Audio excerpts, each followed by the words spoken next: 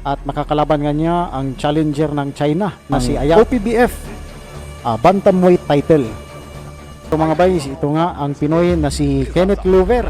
So China itong kalaban ni Louver dito. Binansagang susunod kay Manny Pacquiao itong si Kenneth Louver dito mga boy, no? Malinis. Bude. Malinis ang kartada ng ating kababayan dito. 16 wins with 11 knockouts. Hala ka. Iniinda agad. Itong si Ayati Sailiki yung mga banat ni Louver sa katawan.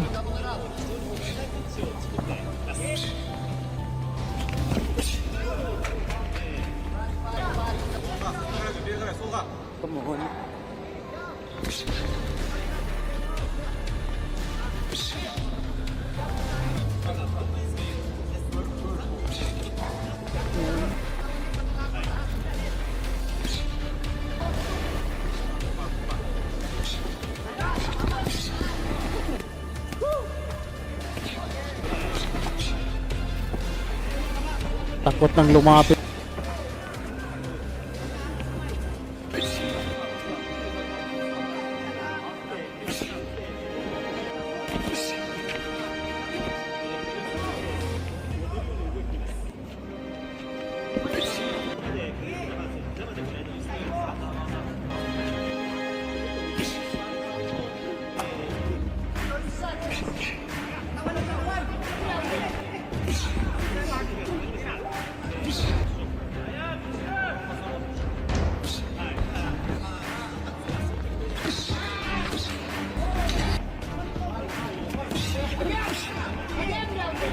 Mga boy, dito na tayo sa second round ng laban ni Kenneth Louver versus nitong challenger ng China.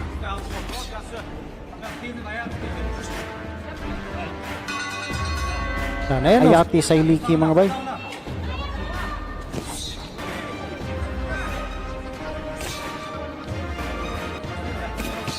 Ay, bumanat sa bodega si Kenneth Louver.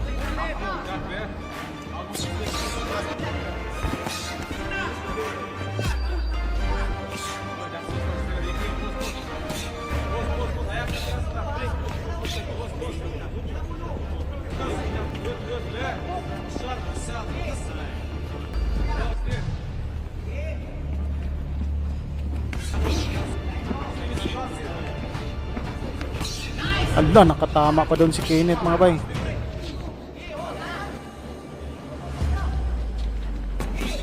Agay, ayan na. Hindi na makakatayo to. Oras mga bay.